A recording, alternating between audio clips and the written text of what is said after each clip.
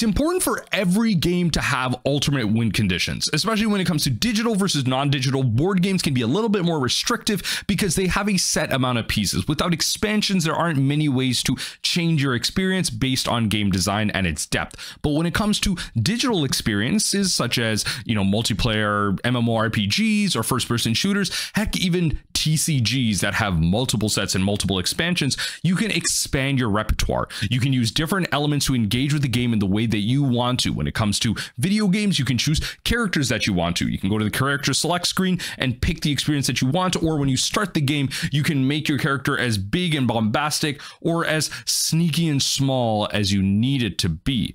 And in TCGs, that translates well in Magic the Gathering through a 30+ year history of cards being implemented into it. We have come across 3 primary win conditions, and that is the win conditions of taking your opponent from some amount of life down to 0, then your opponent's drawing from an empty library, having no more resources in their grimoire of spells as a planeswalker, and then finally playing cards and or spells, in this case, that literally say you win the game or target player wins the game, whatever it might be. And those cards have varying degrees of playability and viability in the game. And that's how they've been balanced, especially based on the formats they exist in. It's important for different formats and different players to have different play experiences to provide variety and provide options to everyone experiencing each and every win condition. But we know that in Magic the Gathering, the primary win condition is going to be taking your opponent's life total down to 0. Even in Commander, when it comes to Commander damage, that is another alternate win condition, but it's kind of a subset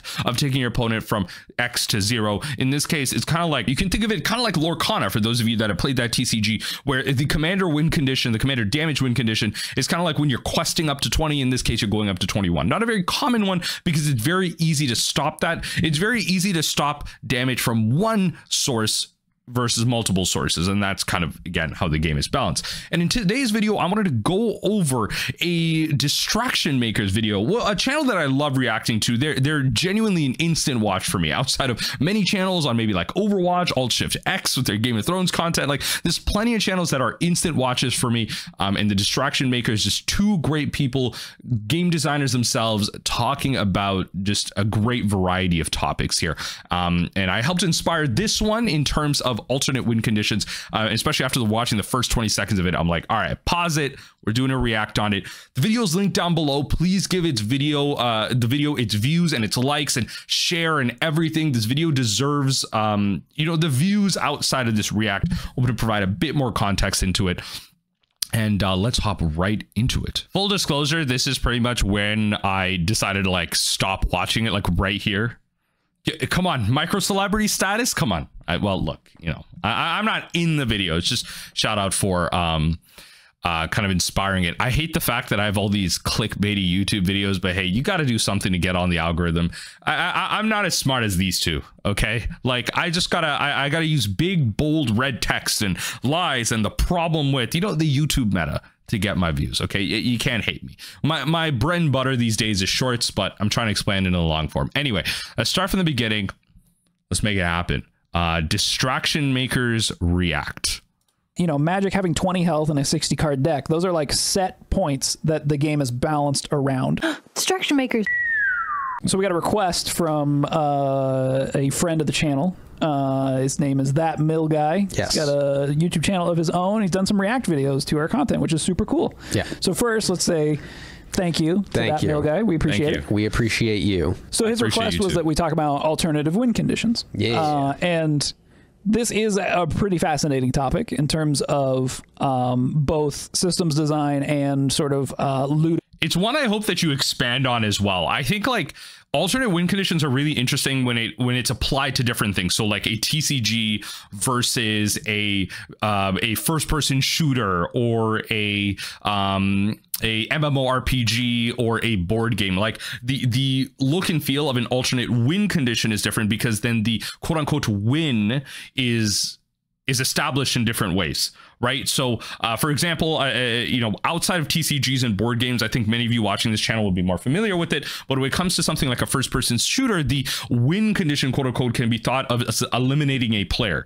And so different characters, especially in a game like Overwatch, have different ways to eliminate players, and each one of them have their own hero fantasy. And that's something Blizzard and the design team around Overwatch has done a very good job around creating a sense of personalization. You have an identity with a certain character, and which is why you will main that character, and you will represent yourself and align yourself with the values of that character because you really like the way their abilities play out and how their gameplay is. And that translates into TCGs and Magic the Gathering, where you may align yourself with a certain commander or a certain play style. Whereas myself, I've fallen in love with the mill play style, and over the years fallen in love more so it's still with the milling your opponent, but also I've grown appreciation to combo and milling yourself out as well, and just kind of accepting all forms of that. I really enjoy this type of win condition, and especially exploring other TCGs like Lorcana and the One Piece TCG primarily, seeing these win conditions really thrive and knowing that the history of it comes from Magic the Gathering.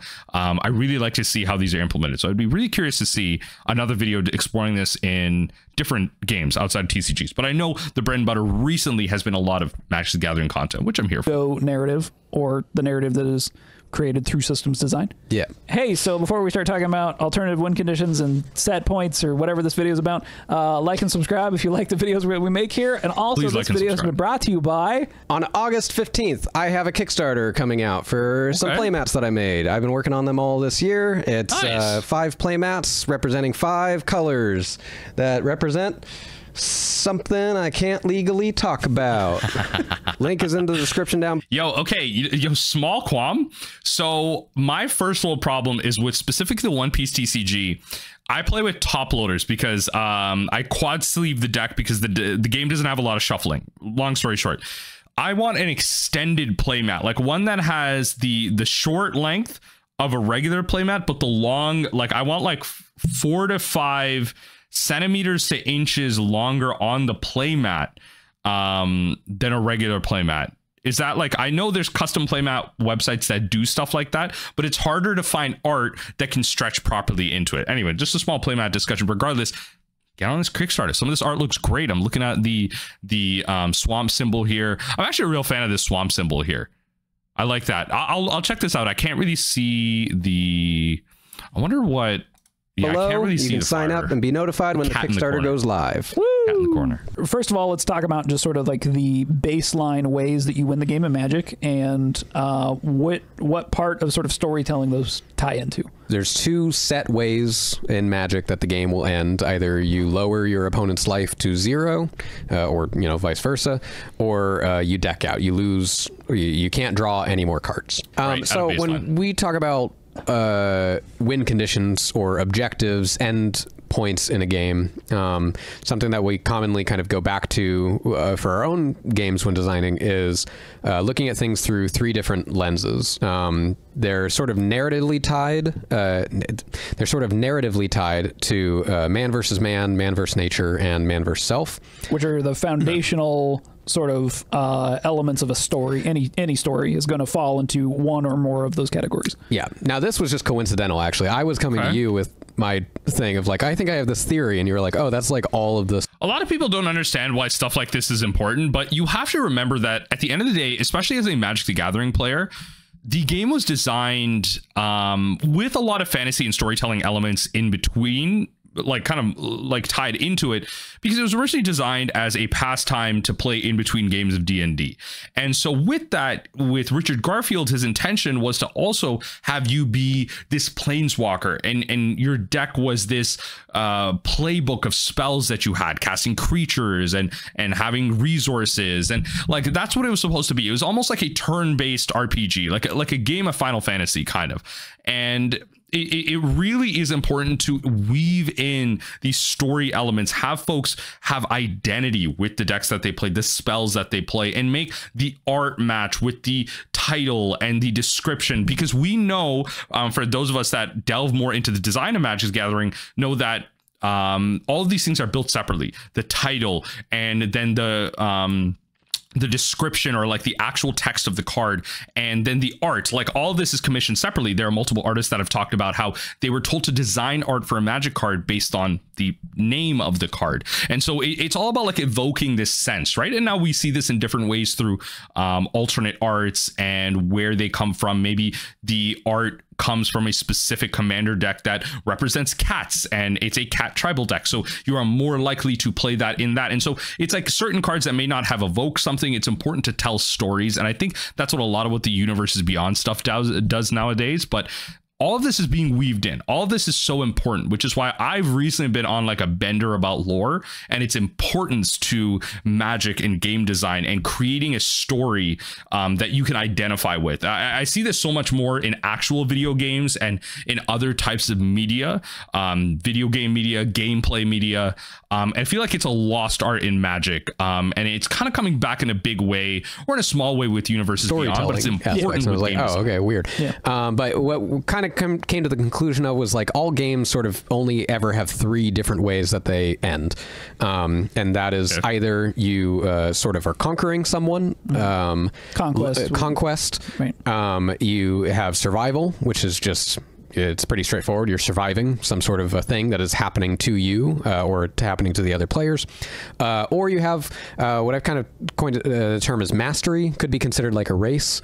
But essentially it's points going up and you trying to reach a particular point before someone else reaches that point. Right. So when we look at Magic in these terms, Magic has win conditions that sort of fall into all 3 of these categories. Yep. Where, you know, I think, like you said, the main way of winning Magic is conquest. It is I am going to be attacking with my creatures. I'm going to be attacking your life total and trying to get it to 0, and I have to interact through your creatures and interact with you in order to do that. Then we have running out of cards in your library, which could be seen as survival. It's something that is inevitably happening to every player every turn, and a systems level. Right. Yeah. Every single turn, someone's drawing a card, and it is a life total that is naturally lowering. If we look at decking out as a means of winning the game or losing the game, this sort of simulated world in which the game exists, this is sort of the natural forces put upon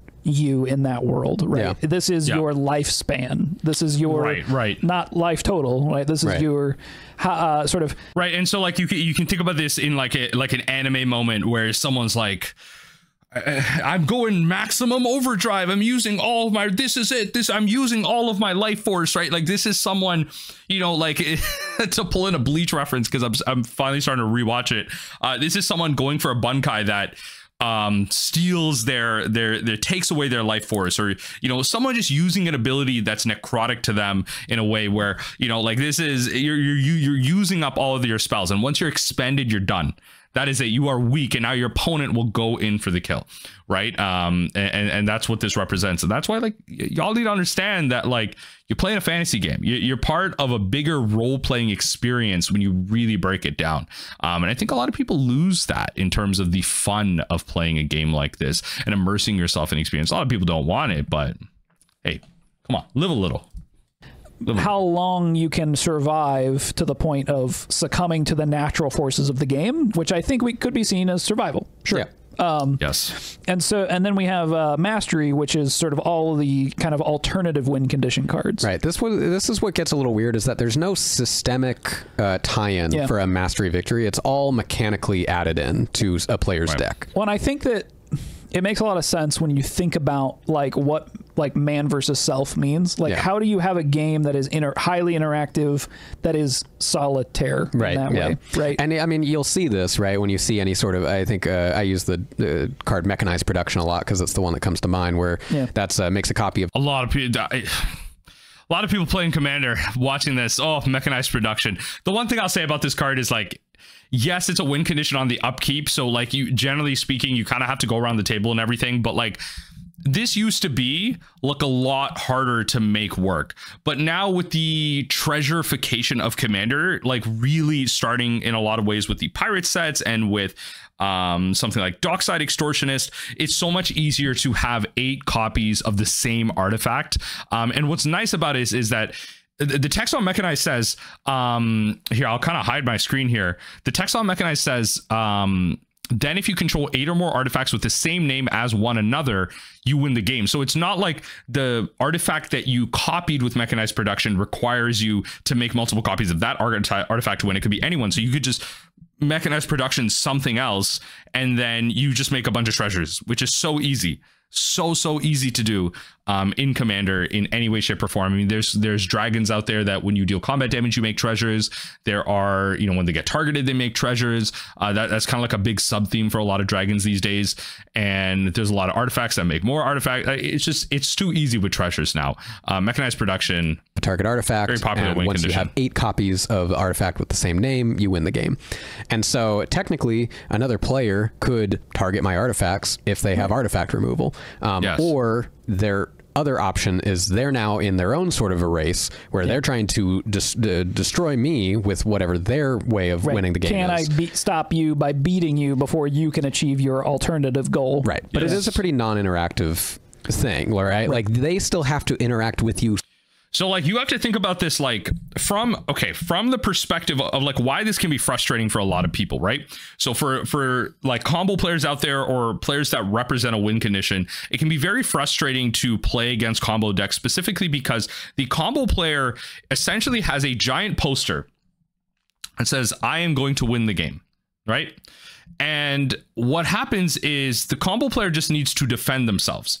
And once they've expended all their resources, they still have the I'm gonna win the game.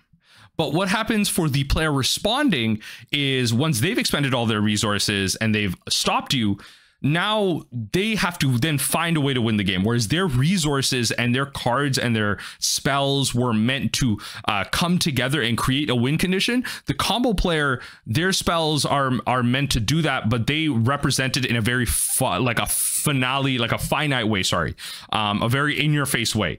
So once they don't have resources, yes, they're stopped completely, but if they're able to defend themselves and win, then they just win the game. Whereas the player that's not playing something like a combo deck or an I win deck, once they've expended all their resources defending themselves, they don't necessarily still represent a win condition. They still have, you know, I still got to attack with this creature. I got to do this. I got to do that. Like it's not as finite. So there's a lot more ways to stop the player that doesn't just say I win the game. There's a lot more places that you can stop them, but that also means there's a lot more angles that they can attack you with. Whereas the combo player pretty much just says, do you have the Graveyard Hate? Do you have the Flusterstorm? Do you have the counter spell? If not, I win the game. Right? There's 1 or 2 ways to stop it, but if you don't have that 1 or 2 answers, I win. And the non-combo player says that, you know, there's many different ways you can stop me. There's many different points, but there's also means that there's many different ways that I can come back in the game. And for that's a lot less frustrating to a lot of players because they feel like they have options. And Mark Rosewater talks about this in his article Around Mill. And it kind of works with all these win conditions where people like choices in their game. They want to feel like they've made choices, they made skillful decisions to win the game and change the game state in their favor, or made a mistake that changed the game state in their opponent's favor. People like, generally speaking, the average gameplay experience to be that of a mid-range deck to interact and whatnot. That is why alternate win conditions can be very frustrating. I see that specifically in the One Piece TCG where there is only one other alternate win condition. There are no cards that say I win the game. It is you win through combat or you play Nami, which is a mill deck. And I think the game is definitely in its infancy. So is other card games like Lorcana, but it's interesting to see the psychological element somehow in order to win, this. Unless of course both players have a Mechanized Production in play. And right, sure. Well, and if we look at something like Lorcana, that's kind of the situation that's created there, so right? Is that instead of taking your opponent from 20 to 0 and forcing interaction in that way, you're going yourself from 0 to 20. Right. Which theoretically means that interaction is not inherently built into the system. It's just. And so this is one of the, like, for those of you not familiar with Lorcana, Disney CCG, this is one of the bigger flaws with this and why it creates a play draw discrepancy like no other. So let me elaborate here. So the win condition, as they've just mentioned in Lorcana, is quote unquote questing, and your cards that you play, you know, draw you cards that play out different characters, all that stuff. They create a resource pool, and what those cards can do is, depending on like the characters, the specific cards, they add to your quest. And so your total like lore points. And so you need to reach 20. So you're going from, you start at 0, your opponent starts at 0, your goal is to get to 20, and your opponent's goal is to get to 20. So inherently speaking, like you're playing like it's like a game of solitaire. You want your points to increase. It's not necessarily that you need your opponent's points to decrease. So what happens is it's like a race on two fronts. What it creates is aggro strategies are actually really powerful because they make it so you can get to your 20 really fast and your opponent is forced to interact with you. They are forced to stop what they're doing to interact with you.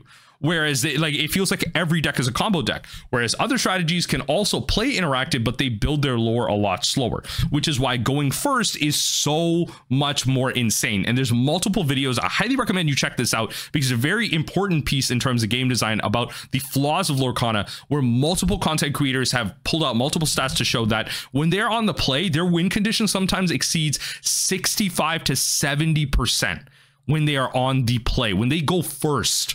Whereas versus obviously being on the draw, going second, playing your resources out later, you are significantly more at a disadvantage. And this has been an ongoing problem for all card games. Hearthstone solved this by giving you like a coin, which is an extra mana. Magic solved this in very specific ways with drawing an extra card. In Commander, everyone draws a card because the multiplayer format a lot more casual. Like these are the type of things that are very important to balancing different elements. And I think Lorcana has this big flaw where it feels like every deck is a race, every deck is a combo deck, every deck is an alt win condition. It doesn't feel like there's a baseline almost, which I think leads to a lot of flaws. I mean, I really stopped playing the game because Pixelborn died because Disney had to shut it down. But I had a lot of hesitations with that game, just because it's that I can achieve mastery faster than you, and if I'm like if I'm going to do that, then you are an interaction with me is necessitated. Right. Necessitated is necessary. Interaction with me is necessary. So we have our main win conditions, right? We have our main different ways that different players can construct their decks to win based off of what they want to do with those decks.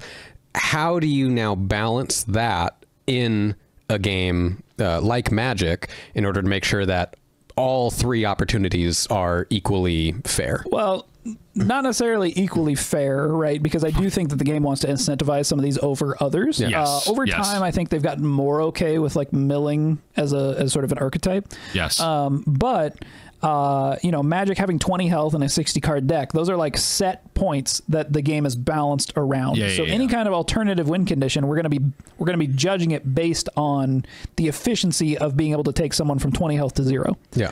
And so when you look at like a mill strategy where you're trying to remove your opponent's library and beat them that way, you need sort of these cards that are able to do that in a more efficient way than say like a burn deck can take somebody from 20 to 0.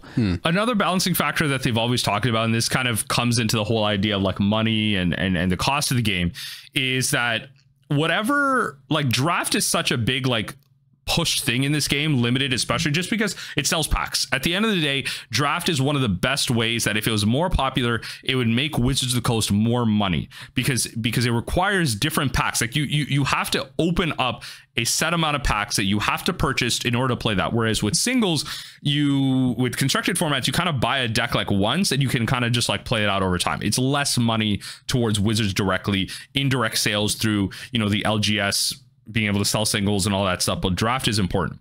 And with that comes the fact that draft and sealed are 40 card decks, not 60 cards. So mill is a lot more powerful. You go 40 card decks, you draw 7 cards, you have 33 cards left. You draw a card, you go second, you have 32. Mill is a lot more powerful in draft environments, which is why you see a lot of sets being very careful with how they print mill staples or mill cards in those sets because they don't want the draft environments to go to crap just because they printed Glimpse the Unthinkable at common. Right? Like you don't need that happening because then players are just going to like hate like hyper draft mill win conditions. And then there's going to be like a shuffle effect. And then the mill players are just going to know that. And they're going to be like, all right, I'm going to draft graveyard hate to stop the shuffle effect. And it just becomes this like arms race that doesn't create like a great draft environment. Again, as I was mentioning earlier, people want their choices. They want variety. They want to make it feel like their gameplay mattered here instead of they drew their shuffle effect. Oh no, I'm going to lose to the mill player. So that's also another limiting factor, a balancing factor for mill in Magic, which is why they can't make it like on par with the 20 life win condition, which I thought Important. Or it's just sort of like you're building a strategy that becomes inevitable, like something like lantern control. Right. So, back in my day, Mill... When was that, Grandpa? Yeah. Mill was like a joke. 2 days it just ago. didn't work. Oh, okay. There was like a dream. People had like a dream that one day they could like have a Mill deck that would actually like... Millstone? work. Yeah. And now we've reached a point where I think Wizards has sort of printed some cards that make it a possibility. Yeah. Yes. Usually with the name Jace. Yeah, or like crab. It's a lot of crabs. Oh, yeah. A lot of crap. A lot of crabs and Jaces. There's also like some other sort of player psychology implications, but Archive we can get into trap. those a little bit later in terms of Visions beyond as a particular play payoff. patterns Surgical that extraction. Casual players don't necessarily appreciate in Yeah. terms of Mill. But I think one thing that needs to be examined for a moment is that Commander changes all of these set points. And that's sort of part of, what our channel ends up getting into a lot. In a good and bad way, right? Like we've seen for constructed environments, the positive effects of this for the Mill player, where we have cards like Fractured Sandy and Tasha's Hideous Laughter that now say each opponent. And that gets around effects like Veil of Summer and Leyline of Sanctity that gave you hexproof. And a lot of effects such as Hedron Crab, such as Glimpse the Unthinkable, used to say target player. And hexproof and giving yourself protection was a very big way that a lot of players had that had natural protection against Mill. And the One Ring is a very common example of this. If you play a game of constructed Magic in Modern, a lot of times what you want to do is if you feel like your opponent has a One Ring, you tend to want to play out your targeted Mill spells first. Like you play out your Hedron Crabs, you play out your Glimpse the Unthinkables, and when they play their One Ring, that's when you save your Fractured Sanity, your Tasha's Hideous Laughter, and you use your Archive Traps beforehand. So it's kind of like thinking like that. But now, because of Commander design, Mill is inherently getting those pieces rewarded to them, whereas Ruin Crab is so much more powerful than Hedron Crab, because Ruin Crab represents 9 cards milled with each landfall, because it's 3/3/3, 1 person for each player in a 4-player pod. That's why Deep Muck Desperado, I believe that's the name for it, whenever you commit a crime once per turn, each player mills 3 cards. And so like it Tasha's Hideous Laughter, Fractured Sanity, like all Maddening Cacophony is another one that recently came out that said each opponent, like all these cards representing each player is a direct way for Mill to benefit in a constructed environment, but also as a way to balance Mill in a Commander sense, because it's not an archetype that really succeeds in exceeds in that format without combos. The only way to really build Mill well in Commander is through self-mill in Thassa's Oracle combos, or through just like other infinite combo loops, because the minute you start milling people, they hate it because of the psychological aspect that they just mentioned, because they feel like they lose their choices. They don't have the ability to play those cards. They may have never played those cards. Those cards might have been a worth for them, but they wanted the option. Now those cards are in their graveyard. If they're not playing Reanimation, they don't have that choice anymore. You took it away from them. They hate you. You become the arch enemy.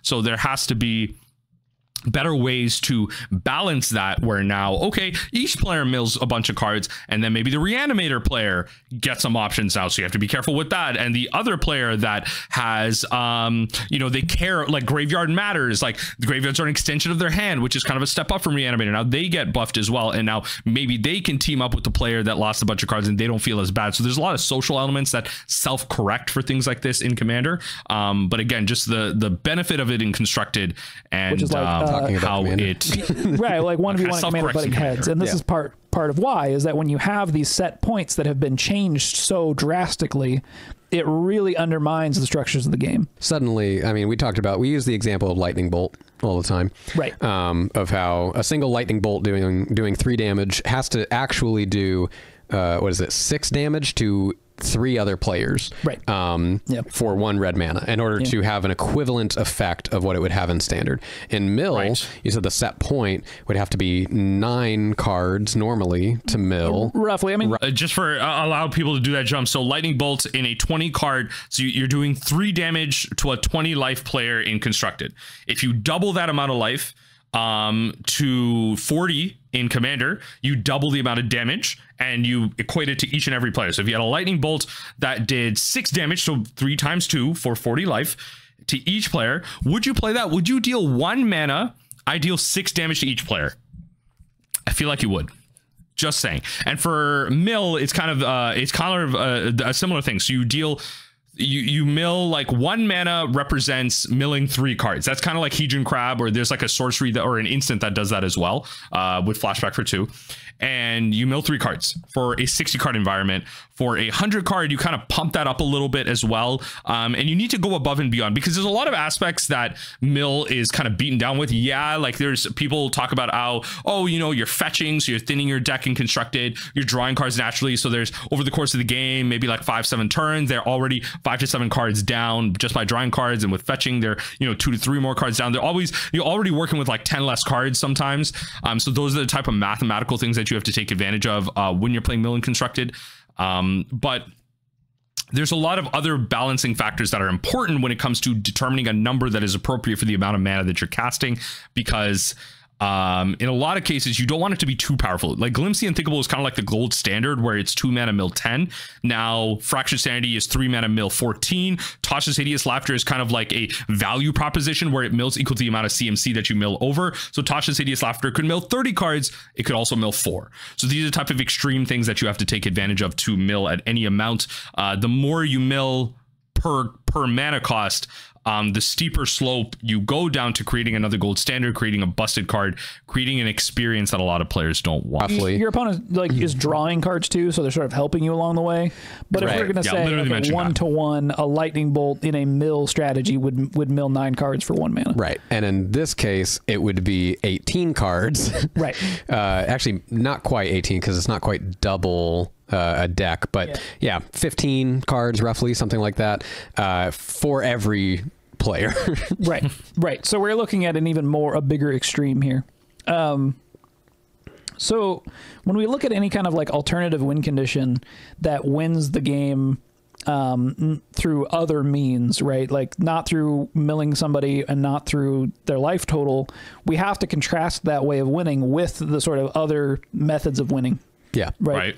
And how efficient is that potential win condition? Thassa's Oracle is a great example, where when it is put in combination, if you're playing like pretty much CEDH is defined almost entirely by the fact that, are you playing blue and black? Great. You're playing Consultation, Thassa's Oracle. How efficiently can you get to this? Are you playing green? Great, you got creature tutors. You're playing blue? Great, you got instant and sorcery tutors. You're playing black? You tutor anything. Like it's defined. I find like CEDH is defined by like primarily this combination with another card. It's almost an A plus B combo that like other ones, they're sort of just like kills all your opponents at once or whatever. Yeah. But when we look at the sort of efficiency at which it can achieve that, that's when we start to enter into territory where that ends up being potentially better than other means of winning the game, especially when those set points have changed the way that they have in Commander, where there's 40 life and there's 99 cards in a library.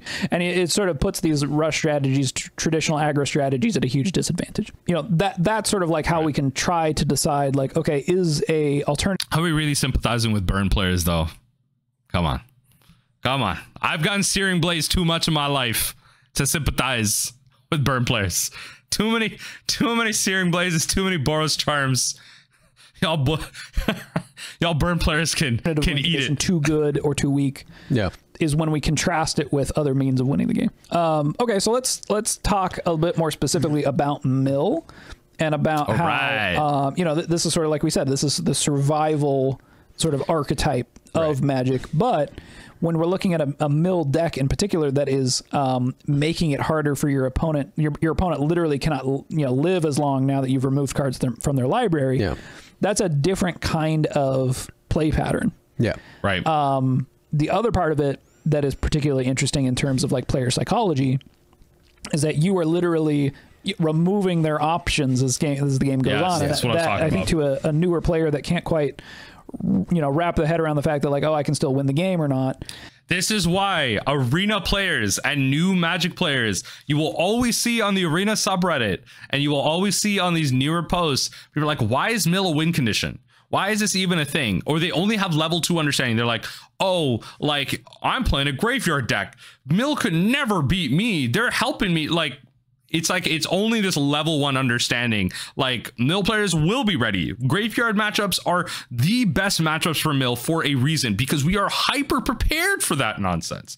And mill players, new players initially not understanding why mill is a win condition or mill is a because they don't understand the deeper nuances of this game, of how it creates that, as they mentioned, that clock, right? Like they that kind of idea that it's an inevitability that they have to go to at the end of the game. It's not just about time in a game, it's about the amount of resources that you have, and eventually you will run out of resources, run out of power, run out of your ability to enact your game plan, and that's important. And a lot of new players don't understand, which is fair. Seeing their cards just go directly into the graveyard. We talked previously about this idea that when a card has sort of like reached its potential, then a player is more likely to not feel as bad about it when it gets removed. This is sort of the difference between counter spell versus kill spell. Right. A counter spell, someone feels they were cheated. A kill spell, they're like, well, at least I got to play the thing. Right. And so essentially they're the same thing, but you'll ask most players and they'll say they hate counter spells more than they hate kill spell. Look, we may one day ban islands, but when are we banning swamps? When are y'all gonna hate Doomblade the same way y'all hate Counterspell? Like, I'm not being real about that, but look, I get it. They're completely right. If we start like working our way up the chain, right? It's like, okay, well, a creature comes into play that's sort of reaching its potential. So if it gets kill spelled, maybe reaching its potential is actually like dealing damage to the opponent. Yeah. So that's sort of like the creature has been actualized, I guess, whatever. But let's say, it gets into play, they use a kill spell, versus if they played it, it's on the stack, now it's counterspelled, versus if it's discarded from their hand, it's a discard spell, versus if it's milled from the top of their library. Right. We've now worked our way all the way up the chain to like as far away from actualization as possible. They never ever had the possibility of playing it in their mind. Which is one of the reasons why like Lantern Control feels so nefarious. Right. Is like going straight to the source. And also eliminating a lot of interaction. We talk about the strategy circle. For those of you newer, Lantern Control takes advantage of a card like Lantern of Insight that lets you look at the top card of each player plays with their top card revealed. And what you do with that is you slowly mill those cards out. And what you essentially do is you let your opponent with the perfect luck. It's very like, it's not perfect, but it's through a combination of your spells that prevent your opponent from attacking, dealing you damage, hand disruption, and then you create this lock where you then get to choose what your opponent draws. Your opponent's got a land on top, perfect, leave it, let them draw it. Oh, your opponent's got a win condition on top? Nope, mill that out. Oh, next card is a land? Okay, perfect, let them draw it. And you create this slow, monotonous grind of they will never be able to draw what they need, because chances are they don't have quote unquote 3 to 4 win conditions in a row where your opponent mills over one card, and then, oh, the fourth card is a way to get out of this. It's a Fracturing Gust that exiles all artifacts and enchantments. Huzzah, I win. No. That's... Lantern Control is about that slow grind, and a lot of games of Lantern Control are won through the fact that the opponent just gives up and goes next, whereas a lot of times it's probably more in their favor to let the Lantern player use up all their clock, especially on MTGO, use up all their clock and lose the game that way. And then next game, if you're an aggro deck pack, you're back on the play, get out, get aggressive, and then you beat them, and then all of a sudden they have no time to do anything. So that's how you manipulate the chess clock on MTGO anyway. Make the combo player play it out, make them click it out. That's why Nadu is just terrible to play on on Magic Online right now. Talking about sort of the defense area of the strategy circle that Lantern Control is exemplary of. And this is why, right? It's like, this is the most baseline interaction that you could have, is to take literally the opportunity of the player away.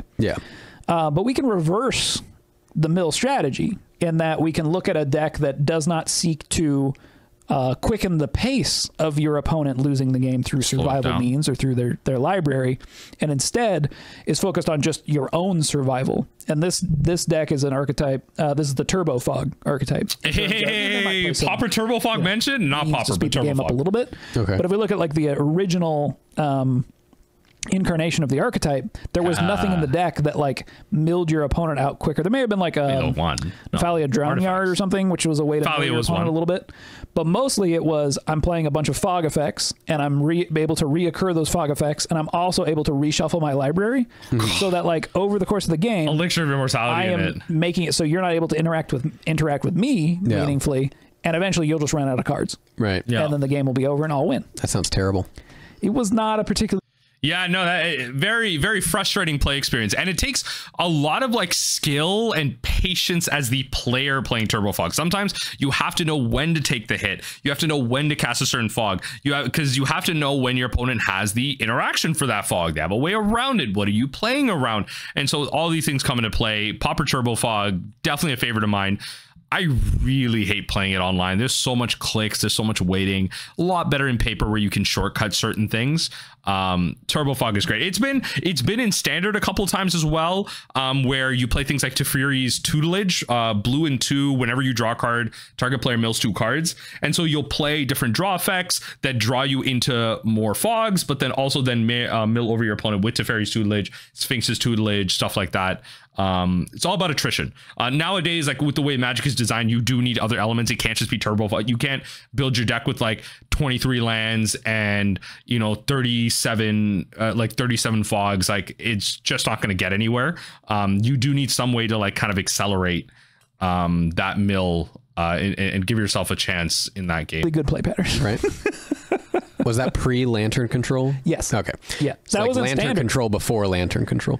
Sort of. Yeah. Yeah. That wasn't standard too. That was a That sounds rough. Like a rough time. that's I guess, some of my our thoughts on alternative win conditions. Yeah. I think on the note of like player psychology, I think it's really funny seeing the players' sort of journey and development with this game over time, because I remember like when I was kind of getting back into it again, I remember feeling these feelings again, where a card would get milled and I'd be like, oh well, like, okay, that's especially in Commander in a singleton format. There's that only card's one? gone, and you're like, oh, okay, well, it's never gonna happen again. Now I know that, okay, well, if I construct my deck a little bit better, it's probably not that big a deal if I'm gonna lose that one particular. If I get good, shout out to all my new Magic players. If I get good, I can beat Mill. You see that? You see that? That's just a unifying thing of life. There's some things that you can be frustrated with. Life is crap. Existence is suffering, according to many philosophers out there. But you are in control. In many situations, you are in a lot more control than you think you are. Just saying. Just saying. Okay? Just saying. And I'm not talking about the niche scenarios where you're in this type of financial situation or life situation. Look, I'm not here to talk about the outliers. You're in control of a lot more of your experience than you think you are in life, in your hobbies, and in Magic the Gathering. Card, unless it's this one AB combo that I'm relying on or something in my deck. Yeah. But I think having alternative win conditions in your base system is a good idea in general, especially when really milling someone out is just a timer. It's just making sure that the game doesn't go on forever. Right.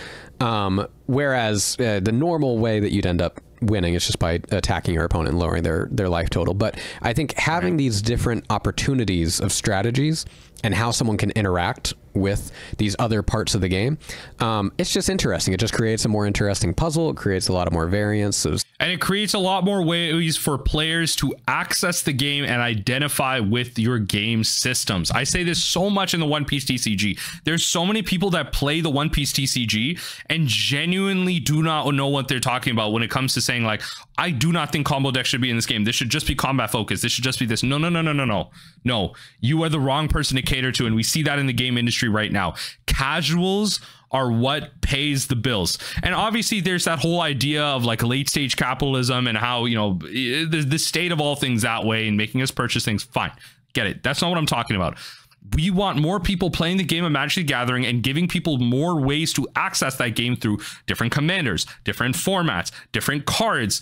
All of this is important to invite the average player, the casual player, into your format, into your game, and into your game system. And that is true for the One Piece TCG, because the only alt win condition in that game is Nami through mill, and a lot of people get frustrated with this, and I think they would be less so if there was milling your opponent as a win condition, if there was a couple of combo decks that milled as well. A lot of people don't understand how important fundamentally these things are to the longevity of something like a TCG, to the longevity and survival of a game. Heck, right? A lot of your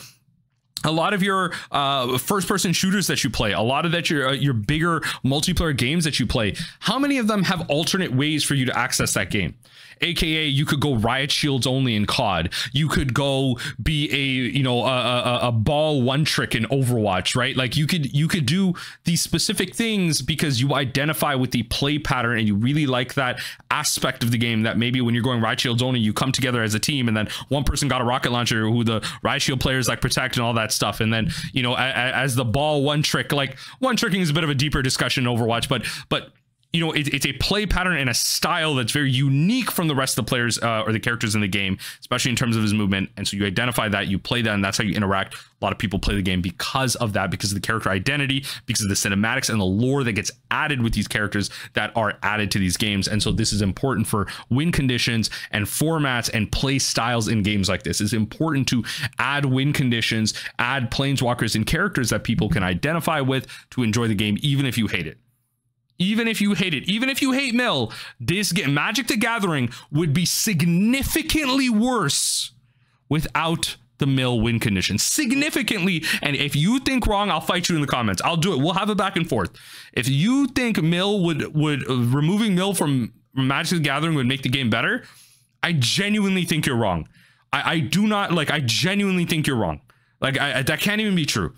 It's not only interesting, it is key to any game to provide access and different lanes to play the game so that you can have multiple types of people, multiple types of players engaged in that game, from a TCG to a video game to a board game to any activity in life. Options, like a lot of the times, options are just good things. It's like accessibility, right? You have a door, you got steps to it, you got an elevator to it, you got a wheelchair ramp. Why not? If you have the resources, create accessibility, more people will go through that door. If you can get to that door, more people will go through that door. That's a win. It's a win in my books. Deck archetypes go, it's good for the designer and good for the player in general. Depending on the alternative win condition, I should say. Yeah, I do think that what needs to be and that just comes with balancing in terms of designing alternative ways to win the game is ensuring that you're still maintaining a particular level of interaction that is the correct one for the experience you're trying to create. So it could be almost none, right? If you're creating a very casual game. And this is balance. This means that you should create these win conditions, but you should balance them. You should balance them. I.e. why we got a ban list in Magic. You need to balance your win conditions, but you should have them. A very sort of fun multiplayer kind of whatever, like Commander wishes that it could be. Then your that kind of idea would make sense in terms of something that's less interactive.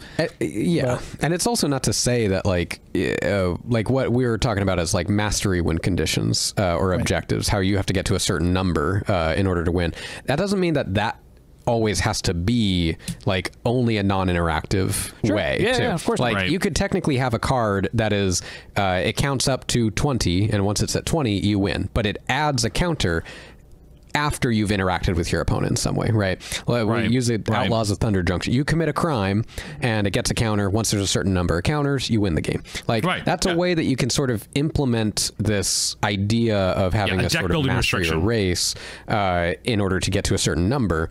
While also maintaining the interaction. Right. And I think in that case, you have to think about the set point, right? And are the set points somewhat equivalent? Is there a direction you want the game to lean in, so you're going to make that set point easier to achieve versus a different way to do it, but you're still going to allow for these other ways of winning? I think that was the original intention with a 60-card deck and a 20-card health pool, or a 20 and you see this, to close this video off, I mean, you know what, they have like 10 seconds left. Let me let them finish. But, you know, now that we're sort of down the road, there's been these alternative win condition thing, you know, made, and there's been changes to these set points. We start to end up in different territory, different incentive territory.